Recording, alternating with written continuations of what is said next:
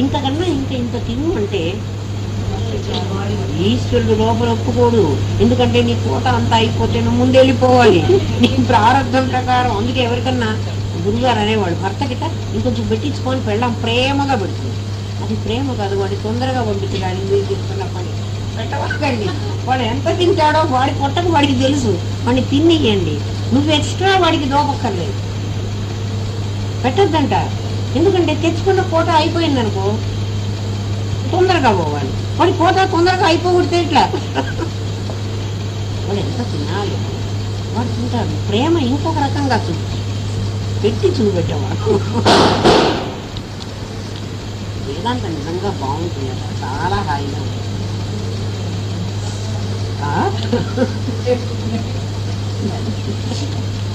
సాంఖ్యుల వరకు జీవుని విషయమున చాలా పొరపడి ఉన్నవారే.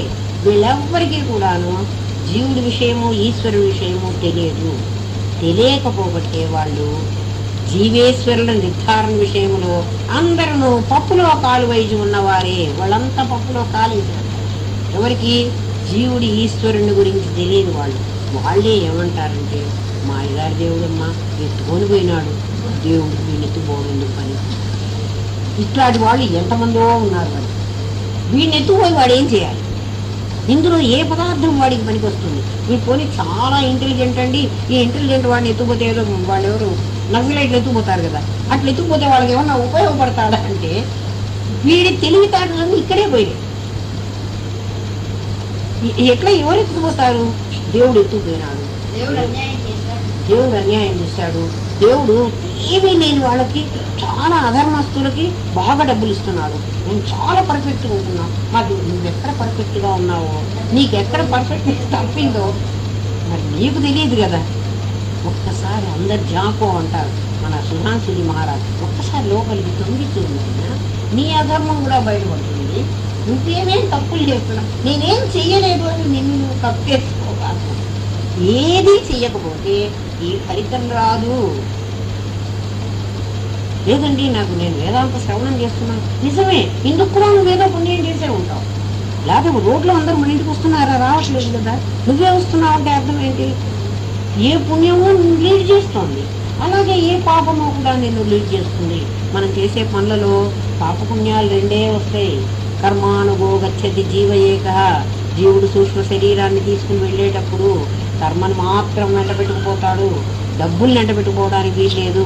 నీ డబ్బులన్నీ కన్వర్ట్ అవుతున్నాయి దేనిగా? కర్మగా. అది మంచి కర్మగాను చెడు కర్మగాను.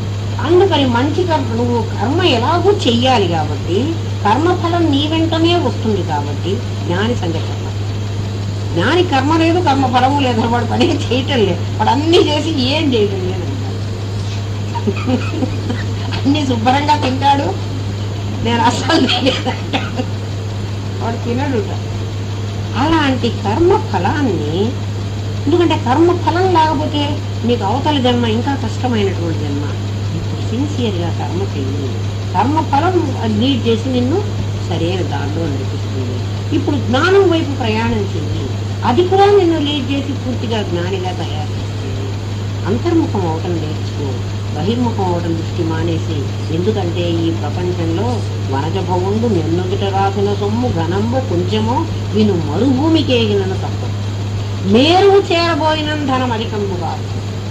మేరు పర్వతం దగ్గరికి వెళితే కూడా బంగారు గనుల్లో, కోలారు గనులలో పనిచేస్తారు వాళ్ళందరూ బంగారు గనులలో పనిచేస్తారు. బంగారం ఏమైనా కడుపులోకి మింగి తెచ్చుకుంటున్నారేమో అని రోజు స్కాన్ చేసి వాళ్ళని బయట. క్యాషియర్ని ఎవరు స్కాన్ చేయగా, డబ్బులు అక్కడ లెక్క చూపిస్తే అయిపోయింది.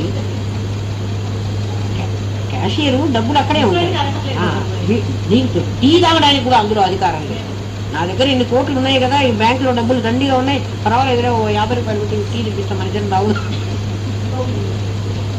ఏమ్మా ఆ 50 రూపాయలు పర్సులోంచి తీసి అక్కడ కట్టిన తర్వాతే నిన్ను గేట్ నుంచి బయటికి రాణిస్తా. 1000 రూపాయలు కాజేసిన ఒకటి, 50 రూపాయలు కాజేసిన ఒకటి, కాజేసిన దాని కిందకే వస్తాం. ధనకం అధికంబు కాదు మన వనజభవుండు నిన్నుడిత వ్రాసిన సొమ్ము.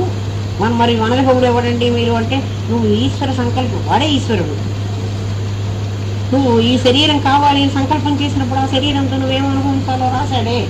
వాడు రాసింది మరుభూమికి ఏగినా తప్పదు. వాడు రాయకపోతే మేరువు చేరబోయిన ధనమధికమ్మ కాదు.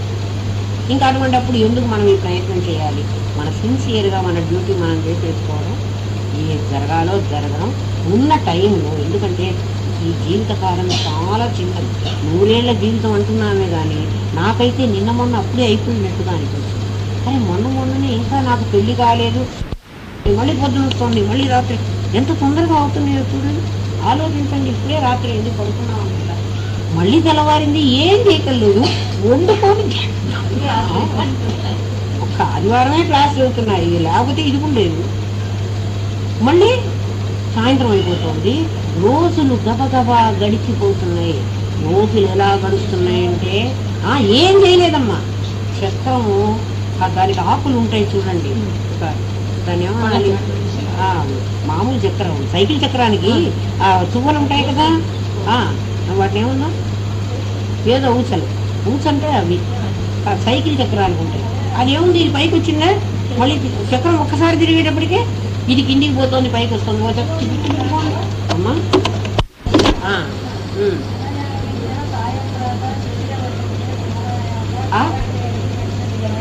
అది ముంచేది ఆశావాయువు. అవునవును, దినము అసలు నేను రోజు అనుకుంటున్నానండి, ఏమిటి ఇప్పుడే తెల్లవారింది. రోజు మీకు దినచర్య చెప్తున్నా చూడమ్మా. పొద్దున్నే నిద్ర లేవగానే 6 కన్నా ముందే లేస్తానా. ఇద్దరు సాయి సత్యమిత్ర, సుధాంశు కాదు ఆయన ఎవరు, మన ప్రేమ సిద్ధార్థ ఎప్పుడు 6:30కి ఈటీవీనో లేకపోతే జమినీనో పెట్టి ఎవరో ఒకళ్ళు మాట్లాడుతూ ఉంటే, లేకపోతే ఎస్టీ ఆనందమూర్తి గురుమా పెట్టి మొహం కడుకోవడానికి అంటే అది అయి వచ్చి కాఫీ తాగేప్పుడు సుధాంశుజీ వస్తారు. సుధాంశుజీ 7:25 వరకు చూస్తాను. ఆ తర్వాత ఒక పావు గంట వార్తలు చూస్తాయి. ఇది అయిపోగానే మళ్ళీ ఇంజక్షన్ చేసుకోవడం, మళ్ళీ స్నానం చేయటం, మళ్ళీ అవేమిటి ఇడ్లీలు వండుకోవడం, మింగడం, మళ్ళీ ఎక్సర్సైజ్ చేయడం, వచ్చేది 11:30 మళ్ళీ అన్నం వండుకోవడం, మళ్ళీ ఆ దేవుడికి గంట వాయి డ్యూటీ. అన్నం తింటాం, కాసేపు అయినా చదువుకోవడానికి టైం ఉండదు. అప్పుడే సాయంత్రం అయిపోతుంది, కాఫీ తాగడం, మళ్ళీ పడుకోవడం. కాదమ్మా, మళ్ళీ రాత్రి అయింది. దినం యామిన్యం.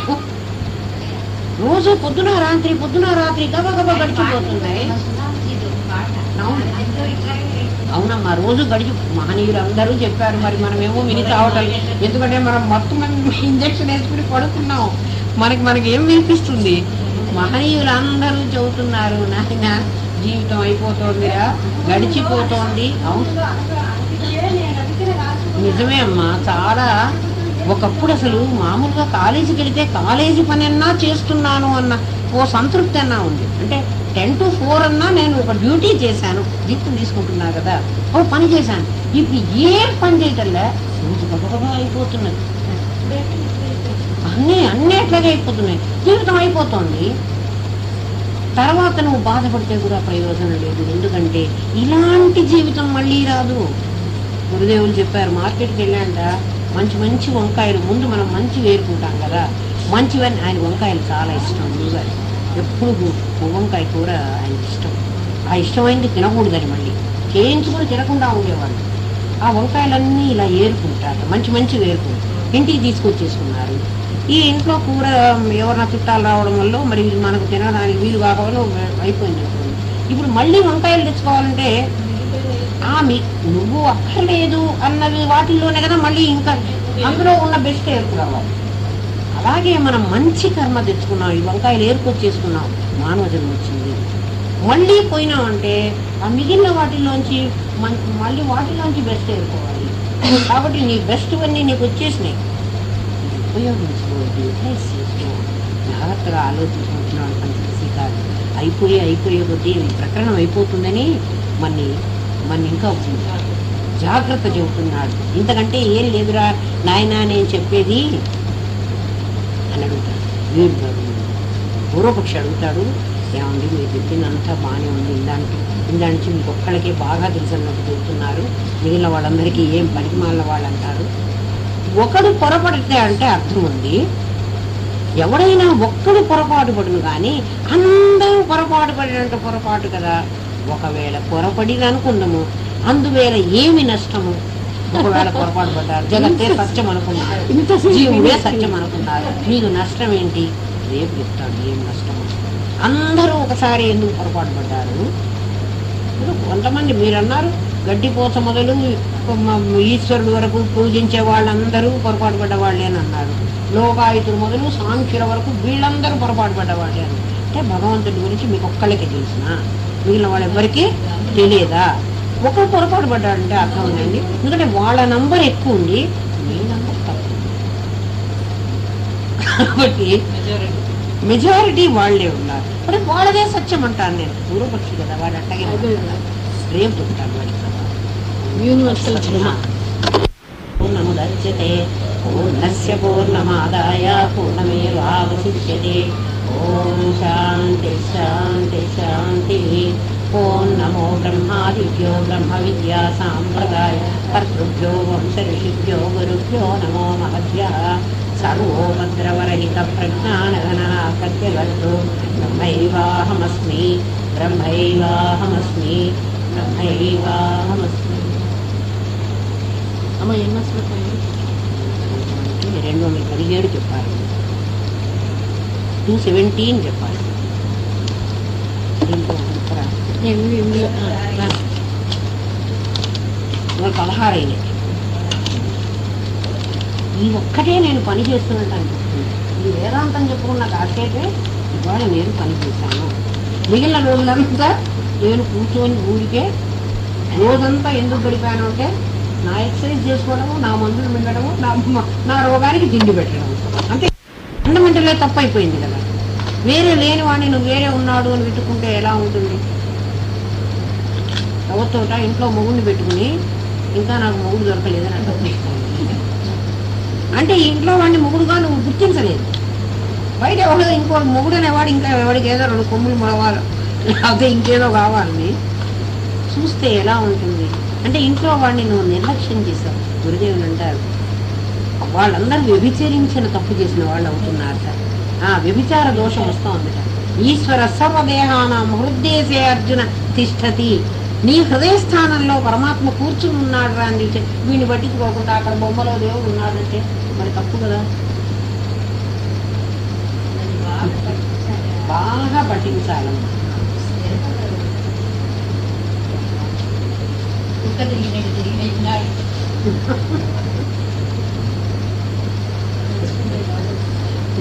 ఒక ఆవిడ గురువుగారి దగ్గరికి వచ్చి, గురుగారు నాకు జ్ఞాన మార్గమే నచ్చిందండి. ఎందుకమ్మా అన్నాడు. ఇందులో పైసా ఖర్చు అక్కర్లేదండి. అయితే నువ్వు అమ్మా నువ్వు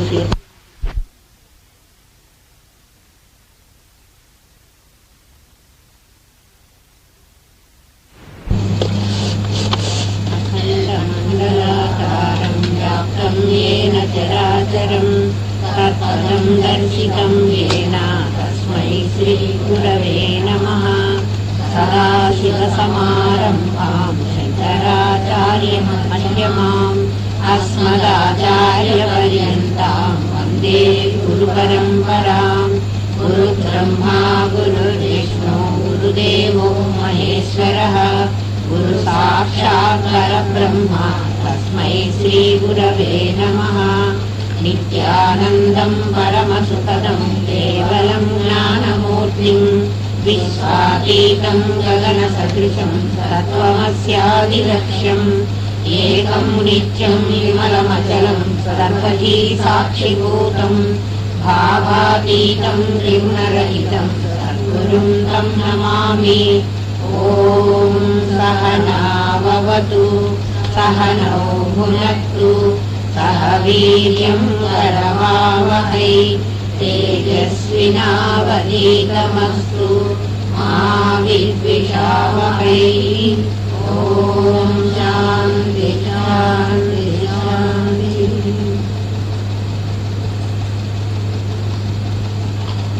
పూర్వపక్షి అంటున్నాడు, ఏమయ్యా జీవుడని ఈశ్వరుడని ఎవరైనా ఒకళ్ళు పొరపాటు పడితే అర్థం ఉంది మొత్తం మంది మంది పొరపాటు పడడం ఏమైనా బాగుందా? అందరికీ అదే పొరపాటు పడుతున్నారు కదా. పోనీ ఎవడో ఒకళ్ళు ఇద్దరు సంసారం మీద వ్యామోహం కలిగి నా పిల్లలు నా పిల్లలు అనుకుంటే అర్థం ఉంది. అందరూ ఆ పని అనుకుంటున్నారు. అసలు పరమాత్మ అనేవాడు ఒకడు ఉన్నాడని, వాడెవడో మనకి మరి మనం తెలుసుకోవాలని ఈ ఆలోచన ఎప్పటికీ కలగటం లేదు. ఎవడో గురువు ఉన్నవాడికో మనుష్యానం పాస్టేషన్ ఎవడో ఒకడికి కలుగుతోందేమో, కానీ జనరల్గా మనుషులకు ఏం కలుగుతోంది? దేవుడు అనేవాడు ఒకడు ఉన్నాడు. నాస్తికులైతే దేవుడు దేవుడు అది వేరే విషయం. ఒకడు ఉన్నాడు, వాడు మనకి కర్మలన్నీ మన చేత అనుభవింపజేస్తున్నాడు. అంటే వాడి ఇష్ట ప్రకారం వాడు ఏమనుకుంటే అది మన చేత చేస్తున్నాడు. వాడు కూడా మన కర్మను అనుసరించి వాడు చేస్తున్నాడు. ఈ కర్మ అసలు ఎక్కడి నుంచి వచ్చింది?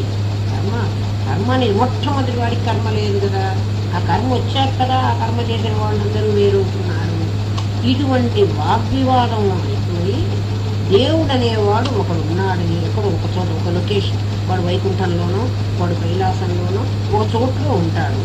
వాడు సహస్ర శీర్ష నుండి వాడు అన్ని కళ్ళతో మనని చూస్తూ ఉండి మనం చేసే ప్రతి పనికి కూడా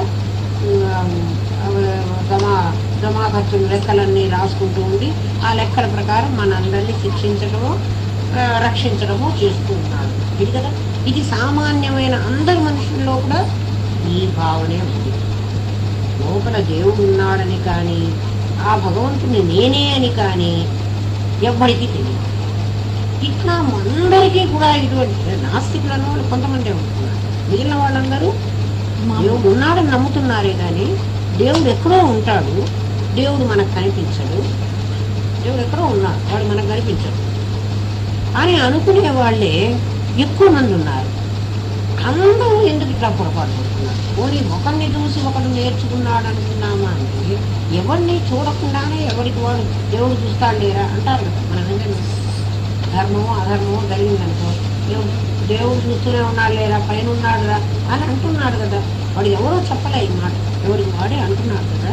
ఇలా ఎందుకు అంటున్నారు? అందరూ కూడా దేవుడి విషయంలో ఇటువంటి పొరపాటు అంటే జీవేశ్వరుడనే ఇద్దరు ఉన్నారని, జీవుడు చాలా కించిజ్ఞుడని, ఈశ్వరుడు సర్వజ్ఞుడని, ఈశ్వరుడు దేవుణ్ణి నడిపిస్తున్నాడని, వాడు కర్మ ఫల ప్రదాత, వీడు కర్మఫల భోక్త. వీడు కర్మఫలాన్ని అనుభవిస్తున్నాడు, వీడు కర్మఫలాన్ని అనుభవింప చేస్తున్నాడు. ఎన్నాళ్ళు ఉన్నప్పటికీ వీడు తప్పు పనులు చేస్తూ ఉంటే వీడు శిక్ష విధించడం, వీడు మంచి పనులు చేస్తూ ఉంటే వీడు వాడిని పుణ్యకర్మలు చేస్తే వాడిని శుభంగా వాడిని ఆశీర్వదించడము, వాడిని ఇంకేదన్నా వాడికి ఇవ్వడము, ఇదే జరుగుతుంది. ఈ ఇద్దరు దాటి ఇంకా పరమాత్మ ఇంకోడు ఉన్నాడని, అసలు పరమాత్మను నేనేనని తెలియదు. అందరూ ఈ తప్పే చేస్తున్నారు కదా. ఏ తప్పు? అద్వితీయ బ్రహ్మతత్వం న జానంతి యథాతథ యథాతథ, పరమాత్మ ఉన్నదున్నట్టుగా వేగ్గా వాళ్ళు ఏదో చేసుకుంటున్నారు. ఈ వేగ్గా అంటే ఏమిటి? ఒకడు వెంకటేశ్వర స్వామి దేవుడు, వెంకటేశ్వర స్వామిని మించిన దేవుడు అసలు లేనే లేదు. మీరు ఏమన్నా వెంకటేశ్వర స్వామిని అన్నారంటే మీరు నాశనం అయిపోతారు ఏదో అట్లా. ఒకడు ఈశ్వరుడే దేవుడు, ఇదేనా మళ్ళీ కిందుతారా ఒక్క దేవుడు. ఇలా ఎవడు నమ్ముతున్నాడో, ఎవడి మీద అటువంటి భావం కలుగుతోందో, అసలు భావం ఎందుకు కలుగుతోంది? వీడు అనుకున్నవేవో కొన్ని పనులు జరుగుతాయి, అందుకని ఆ దేవుడు వీడు నమ్ముతున్నాడు కదా. నిజంగా దేవుడు ఎవడు? మనం అందరం టెంపుల్ వెళ్తున్నాం, అందరం గుడికి వెళ్తున్నాం, అందరం కొబ్బరికాయ కొడతాం, దేవుడి ప్రసాదం మనమేం క్రిస్టియన్స్ లాగా మేము తినము అని అంటాం లేదు. అందరూ దేవాలయానికి వెళ్ళిన వాళ్ళే, అందరూ పూలో పండ్లో మన శక్తి ఉన్నంత దేవుడికి అర్పించిన వాళ్ళే, ఆ దేవుడి విగ్రహాన్ని దర్శించిన వాళ్ళమే. మన కష్టాలు వస్తే వాడితో చెప్పుకున్నవాడు. ఏ దేవుడితో అయితే మనం చెప్పుకుంటున్నామో వాడు ఒకటి బొమ్మే కదా. ఒక్కడికైనా ఈ ఆలోచన రావాలి కదా. నేను ఒక బొమ్మతో మాట్లాడుతున్నాను,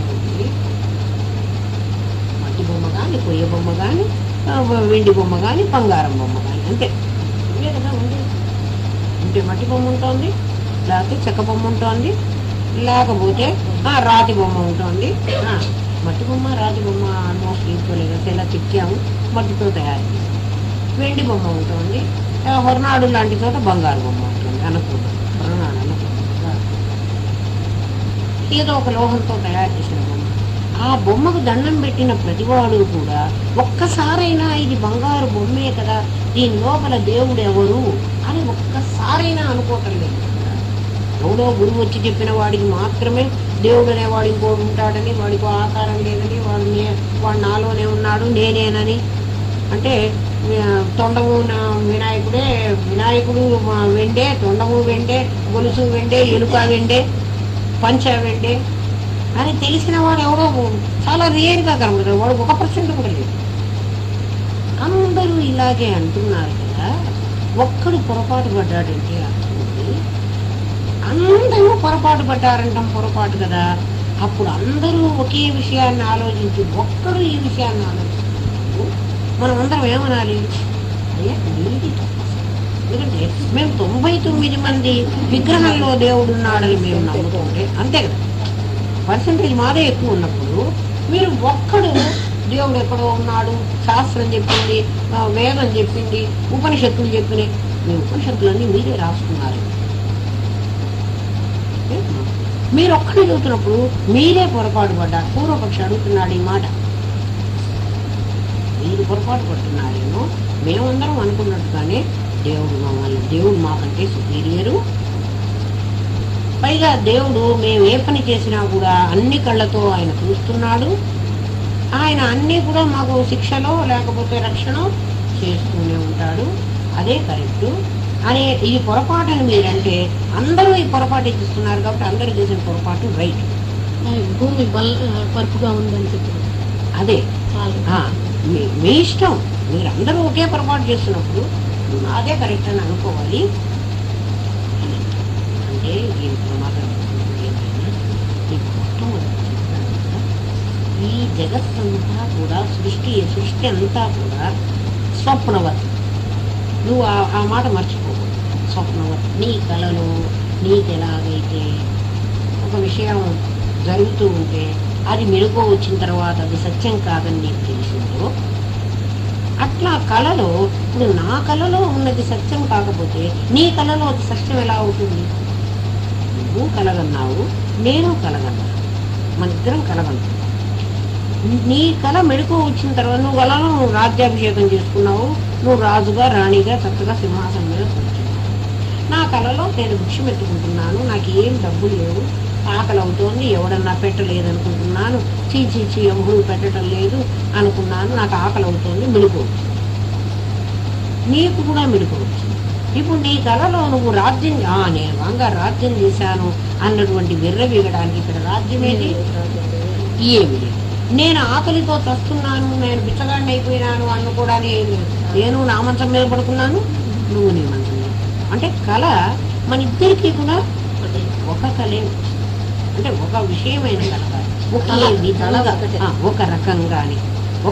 ఎందుకంటే నీ కళ నిజమైన నా కళ అబద్ధంగా. కళ అన్నది ఎవరికైనా ఒకటి. అలా బ్రహ్మదేవుడికి ఒక కళ వచ్చింది. కళ ఎక్కడి నుంచి వస్తుంది? కళ అన్నప్పుడు బాగా ఆలోచిస్తాను. కళ ఎక్కడి నుంచి వస్తుంది? కళలోకి వస్తువులు ఎక్కడి నుంచి వస్తున్నాయి? బాగా ఆలోచిస్తాను. జాగ్రత్త వ్యవస్థలో నేను అనేక వస్తువులను చూసి వాటిని సూక్ష్మీకరింపజేసుకుని నా చిత్తసాగరంలో నేను దాచుకుంటాను కదా. నా చిత్తసాగరంలో మీరందరి బొమ్మలు ఉన్నాయి. ఒకవేళ మీరు నా కళలోకి వచ్చారు అని నేను అనుకున్నానంటే, మరి రాత్రి కళ్ళు నువ్వు వచ్చావమ్మా అని నేను అన్నాను. నువ్వేమంటావు? అమ్మ నేను మా ఇంట్లోనే ఉన్నాను, మీ కళలో నేను కనపడి ఉంటే, కళ కన్నాను అంటున్నాను. కన్నాను ఇన్ ద సెన్స్ చూశాను, నా కళలో నేను నిన్ను చూశాను అంటే నేను ఎక్కడ ఉంటుంటాను? నా మనస్సులో ఉంటుంటాను కదా. నువ్వు వేరుగా ఉన్నావు, మీ ఇంట్లోనే ఉన్నావు. నీ తాలూకు ప్రతిబింబం నా లోపల ఉంది, నా లోపల ప్రతిబింబమే నా మనసు తీసుకొచ్చి దాంతో కాసేపు ఆడుకుని మళ్ళీ నా మనస్సులో నా కళ నాలోనే కరిగిపోయింది. నేనే నాలోనే లేదు. అంటే నాలో దాచుకున్నటువంటి వస్తు సముదాయంతో నా మనస్సు ఆడుకున్న ఆటే నా కళ. నాకు మెళుకు వచ్చే వరకు నా కళ సత్యం. నాకు మెళుకు వచ్చిన తర్వాత నాకెవడో చెప్పక్కర్లేదు నీ కళ అబద్ధం, నాకే తెలిసిపోతుంది. నా కల్లో నన్ను పాము గరిచినా కూడా లేచి నేను ఏ డాక్టర్ దగ్గరికి మందు కోసం పరిగెత్తాను. నాకు నా నుంచి పాము గరిచింది, ఎంత నొప్పి ఉంది. కళ్ళు వచ్చినాయి, చాలా మంది డాక్టర్ల దగ్గరికి వెళ్ళాను, నాకు నయం చేయలేదే అన్నాను, నాకు డబ్బులు లేవే అనుకున్నాను. డాక్టర్ హాస్పిటల్లో ₹1,00,000 కట్టమంటే, అయ్యో నాకు పామే కదా కరిచింది, 1,00,000 కట్టమంటున్నాడు, నాకు 1,00,000 ఎక్కడి నుంచి వస్తుందన్నా, ఏడిచాను, ముట్టుకున్నాను, అయిపోయింది. మెడుకో రాగానే 1,00,000 కాదు కదా, నాకు రూపాయితో కూడా నా కళను నేను పోగొట్టుకున్నాను. బ్రహ్మదేవుడు మనలో ఎలా చిత్తసాగరంలో అనేక వాసనల తాలూకు బొమ్మలన్నీ ప్రతిబింబాలు ఉన్నాయో, బ్రహ్మదేవుడికి ప్రీవియస్ బర్త్, ఆ కిందటి యుగాలలో ఉన్న వాసనారూపమైనటువంటి అన్ని కర్మ వాసనలు ఆయనలో రాజు. అదే ఆధారంగానే కదా ఆయన సృష్టి చేస్తున్నాడు. నీ ఆధారంగా నువ్వు నీ కళను సృష్టించుకున్నావు, కళను సృష్టించుకున్నావు. కళ యథార్థంగా ఉన్నది కాదు. కళకు సత్యత్వం ఎవరన్నా చెప్పగలరా? మరి సత్యం కాకపోతే కళ నిన్ను ఎందుకు ఏడిపించింది? కళ్ళలో నువ్వు ఏడిచావు, కళ్ళలో నువ్వు నవ్వావు, ఎలా ఏడిచావు? ఆ స్టేట్లో ఆ క్షణంలో, అంటే వ్యవహారంలో సత్యమే కానీ యథార్థ సత్యత్వం కాదు. కళకి వ్యవహార సత్యత్వం ఉంది కానీ యథార్థ సత్యత్వం లేదు. కళ ఎప్పుడు వస్తున్నది ఇది కూడా ఆలోచించాలి. కళ ఎప్పుడు వస్తున్నది? మనకి నిద్రపోయిన తర్వాతనే కళ వస్తుంది. నిద్రపోవటం అంటే ఏమిటి అన్నీ ఒకదానికి ప్రశ్న. నా మీద నాలో నుంచే తమస్సు అనేటువంటి ఒక గుణం నాలో నుంచే వచ్చి నన్ను ఆవరించింది. అందుకే నాకు నిద్ర వస్తుంది. ఎక్కడి నుంచి వస్తోంది? ఆ హైదరాబాద్ నుంచి బస్సు ఎక్కి నిద్ర వచ్చిందా? నా దగ్గరికి నిద్ర ఎలా వచ్చిందమ్మా? ఎక్కడి నుంచి వచ్చింది? నాలో నుంచి వచ్చింది. ఎలా ఉంటుంది నిద్ర? నేనేం చెప్పలేదు కదా. కానీ నిద్ర వచ్చింది అనే ఎక్స్పీరియన్స్ అయితే నేను చేయగలను. అది ఎక్కడి నుంచి వచ్చింది అని చెప్పాలి. నాలో నుంచి వచ్చిందని డెఫినెట్గా చెప్పగలను. నాలో ఏ పర్టికులర్ ప్లేస్ నుంచి వచ్చిందని నేను చెప్పలేను. నాలో నుంచి వచ్చింది. అది వచ్చి ఏం చేసిందంటే నన్ను ఆవరించింది. నన్ను ఆవరించడం అంటే నాకు ఎట్లా అర్థమవుతుంది అంటే నన్ను ఆవరించడం అంటే నా ఇంద్రియ జ్ఞానాన్ని హరించింది. నా ఇంద్రియ జ్ఞానం అంతా హరించింది. ఎవరు? నిద్ర అనేటువంటి ఒక ఆవరణ. నిద్ర అనేటువంటి ఒక ఆవరణ. అది నేను అనుభవించగలను, దాన్ని నేను చూడలేను. ఎట్లుంటుందో నిద్ర ఎట్లుంటుంది చెప్పండి. నిద్ర ఎక్కడి నుంచి వచ్చింది చెప్పండి? నాలో నుంచి వచ్చింది. అది మాత్రం డెఫినెట్గా చెప్పగలను. నిద్ర నాకే వస్తోందమ్మా. నిద్ర ఎక్కడి నుంచి వస్తుంది అంటే నాలో నుంచే వస్తోంది. ఏ చోటు నుంచి వస్తుందో తెలియదు. నాలో నుంచి నిద్ర అంటే మన శాస్త్రంలో తమో గుణం అంటుంది. ఒక తమస్సు నన్ను. కోపం ఎక్కడి నుంచి వచ్చింది? కోపం కూడా నాలో నుంచి వచ్చింది. కోపం వచ్చి నేనేం చేశాను? నా ఇంద్రియాలు ఉన్నదానికంటే ఇనుమడించిన శక్తితో విజృంభించాను. అంతే కదమ్మా. ఇప్పుడు మాట్లాడి కాళ్ళు మామూలుగా ఉన్నాయి, నాకు కోపం వస్తే నా కళ్ళు పెద్దవేది, ఉన్నదానికంటే పెద్ద అవుతుంది. అంటే రజస్సుతో చేయనప్పుడు నన్ను రజోగుణం ఆవరించినప్పుడు నాకేం బలం పెరుగుతుంది. నా ఇంద్రియాలకు బలం పెరుగుతున్నది. మామూలుగా ఉన్నట్టుగా ఉండటం. అది మనం ఎవరికి వాళ్ళు అనుభవించి తెలుసుకోవాల్సింది. తమో గుణం ఆవరించినప్పుడు నా ఇంద్రియ జ్ఞానం హరిస్తుంది. అందుకు మీకు రజోగుణం గురించి. తమో గుణం వచ్చినప్పుడు నా ఇంద్రియ జ్ఞానం పనిచేయట్లేదు. రజోగుణంలో పనిచేసినప్పుడు ఇంద్రియ జ్ఞానం పనిచేసింది. అక్కడ నా బుద్ధి పనిచేయలేదు. బుద్ధి పనిచేయనీయలేదు. ఎందుకని? నా రజోగుణం నా బుద్ధిని కమ్మేసింది. నా తమో గుణం నా శరీరాన్ని కమ్మేసింది, నా ఇంద్రియాలు. తమస్సే కదండి నిద్ర వచ్చిందంటే. అందుకు నిద్రలో ఏమైంది అంటే నా ఇంద్రియ జ్ఞానం పనిచేయటం లేదు. నా ఇంద్రియాలు ఒక్క పని. ఏమాట వినలేదు, కళ్ళు చూడలేదు, చెవులు వినలేదు, చెవులో నేనేం దూది కూడా పెట్టుకోలేదు. అయినా అక్కడ మీరు మాట్లాడుకుంటున్నారు, దాని గురించి తిట్టుకుంటున్నారు, నేను నిద్రపోతున్నాను. కానీ నా చెవులు ఆ శబ్దాన్ని నా లోపలికి చేర్చదు. తమో గుణం నన్ను ఆవరించటం వల్ల నాలో ఉన్న వాసనలను నేను కరగా అనుభవిస్తున్నాను. తమో గుణం ఆవరించకపోతే నేను ఆ వాసనలను కలగా అనుభవించను. ఎందుకంటే నేను జాగ్రత్తలో ఉంటాను. జాగ్రత్తలో ఉన్నప్పుడు నాకు పాము లేదు, ఒకవేళ పాము కరిచింది అని నాకు ఒక అనుభవం అనిపించింది అనుకోండి, అరే నా ఇల్లు ఇంత శుభ్రంగా ఉంది, ఇందులో పాము ఎక్కడి నుంచి వస్తుంది? ఎక్కడా కన్నం లేదు కదా. ఒక దోమ వచ్చింది అని మనకు అనుమానం వస్తుంది అనుకో, అరే దోమ ఎక్కడి నుంచి వస్తుంది, ఎవరన్నా తలుపు తెచ్చారా అని మనం చూసుకుంటాం కదా. మరి నిద్రలో నేను అట్లా చూసుకోవడం లేదు. నాకు పాము గరిచింది అంటే పాము గరిచిందని బాధపడుతున్నానే కానీ పాము ఎలా గరుస్తుంది అని నేను అనుకోవటం లేదు. అట్లా బ్రహ్మగారి దగ్గర కూడా ఆయన తమోగుణం ఆయన్ని ఆవరించినప్పుడు ఆయన స్వప్నవత్తు ఈ జగత్ సృష్టి అంతా జరుగుతుంది. అప్పుడు ఈ కళలో నీ కళలో ఉన్న వస్తు సముదాయం నీ తమస్సుతో ఆవరించబడినట్టుగా బ్రహ్మగారిలో ఉన్న ఈ జగత్తంతా కూడా ఆయన తమస్సుతో ఆవరించబడింది. అంటే మనం అందరం ఆ తమస్సులో ఉన్నాం. చీకట్లో నీకు వస్తువులు ఎలా కనిపించవో రాత్రి అవ్వగానే చీకటి అనేది ఒక నల్లటి చాదర్, సుధాంతుడు చెప్తాడు. ఏది కనిపించినటువంటి చాదర్ మన మీద కప్పేశాడు, నల్ల దుప్పటి. కాబట్టి చీకటి నీకు ఒకటి నాకు ఒకటి. లేదండి నాకు చీకట్లో బాగా కనపడుతుందండి అంటే ఎట్లా కనపడుతుంది?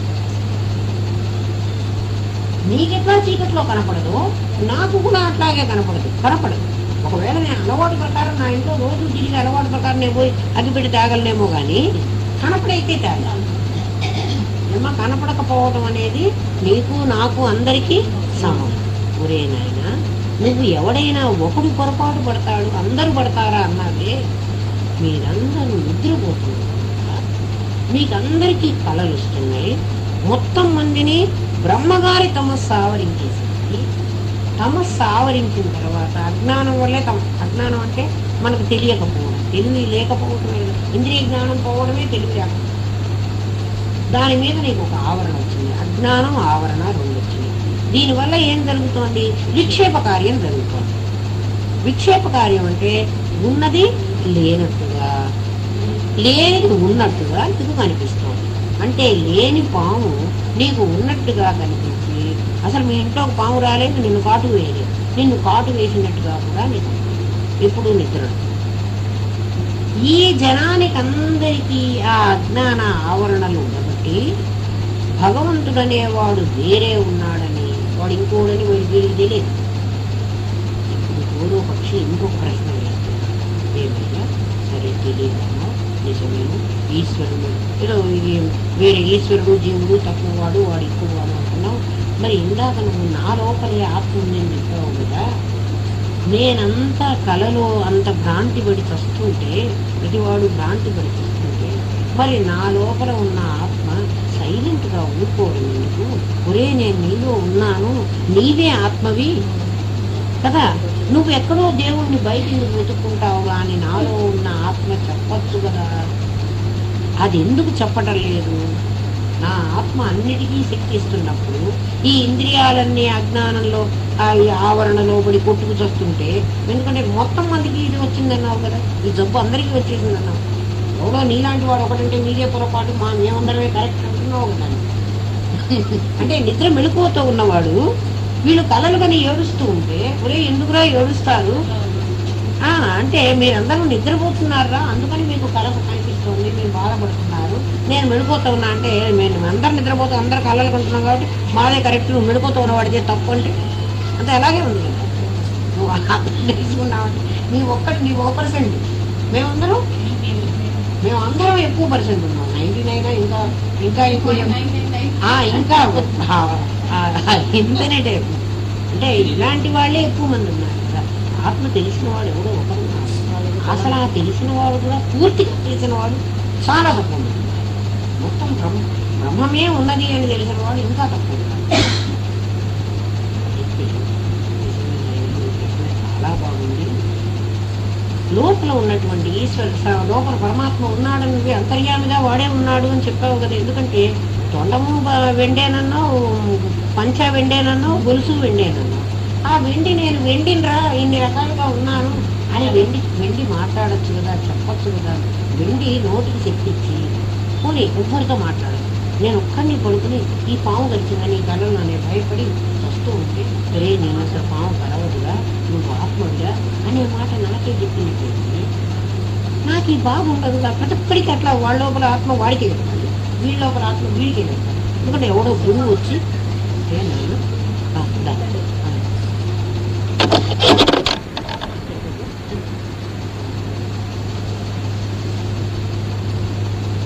మరి అది చెప్పాలి కదా. అట్లా చెప్పకుండా ఎందుకుంటుంది అయినా దానికి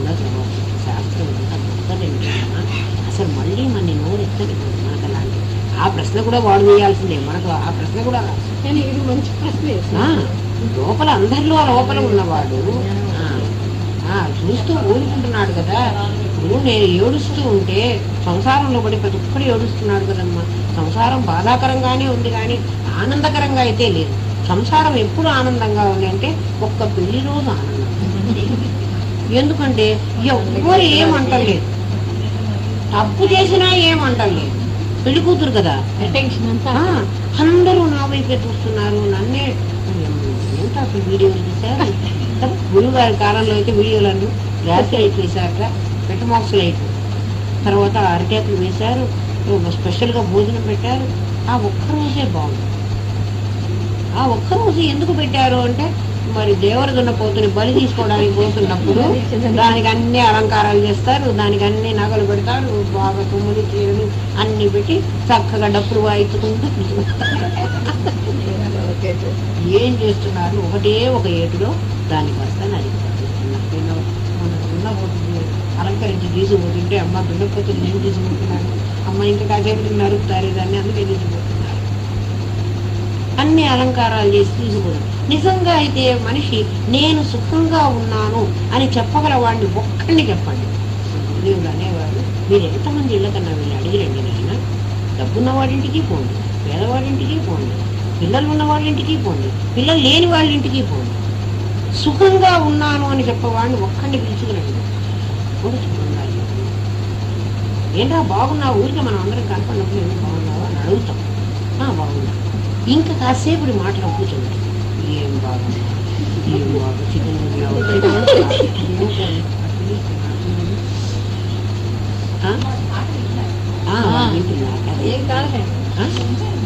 అదేదో పరిచింది,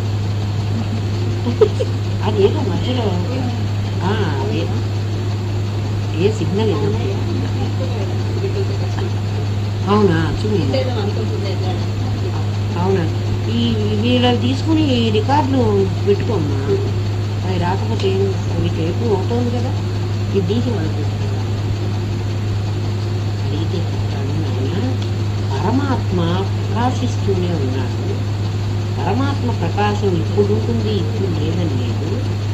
ఈ లోపల అంతర్యామిగా నీలో కూడా ప్రకాశమే ఉంది.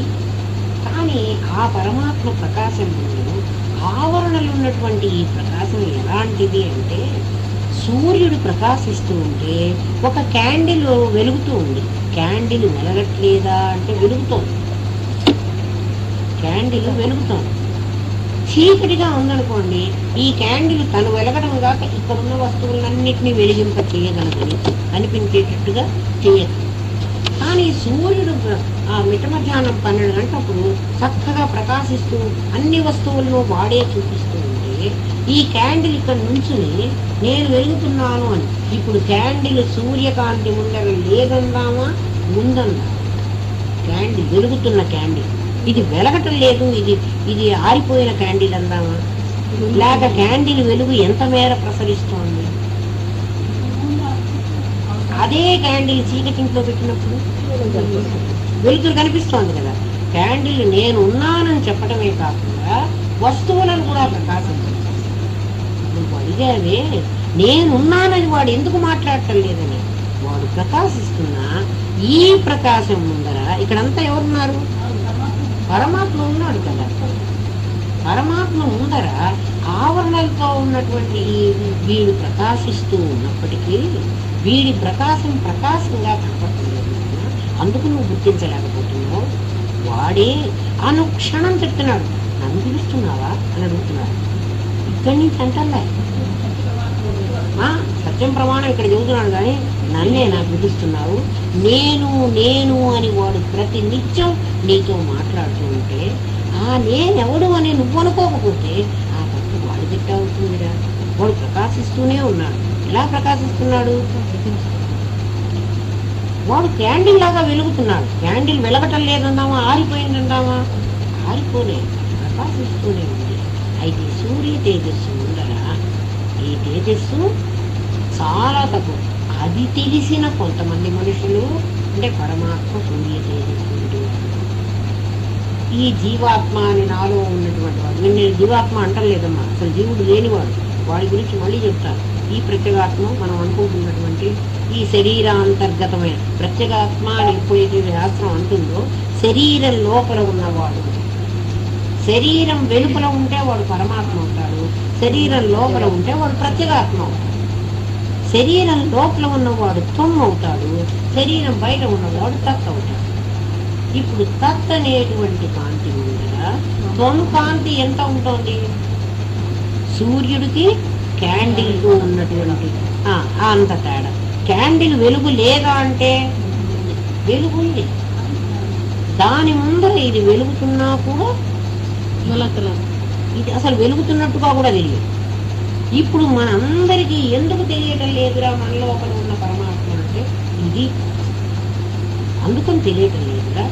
ఎవడో చెప్పాల్సి వస్తోంది, ఎవడో ఎలా చెప్తుందంటే ఇంకొక క్యాండిల్ తెచ్చి, ఒరే ఈ క్యాండిల్ వెలుగుతూనే ఉంది, కావాలంటే దీన్ని వెలిగించగలదు, ఇదిగో చూడు అని దీన్ని వెలిగించి ఇక్కడ చూపెడితే రెండు వెలుగుతుంది. కాబట్టి దీనికి వెలుతురుంది, ఈ ప్రకాశంలో ఇది కనపట్టలేదు, కానీ దీనికి కూడా వెలిగించేటువంటి శక్తి ఉన్నది అని వాడు అప్పుడు కనుక్కున్నాడు. అందుకని ఎవడో చెప్పాల్సి వస్తుంది.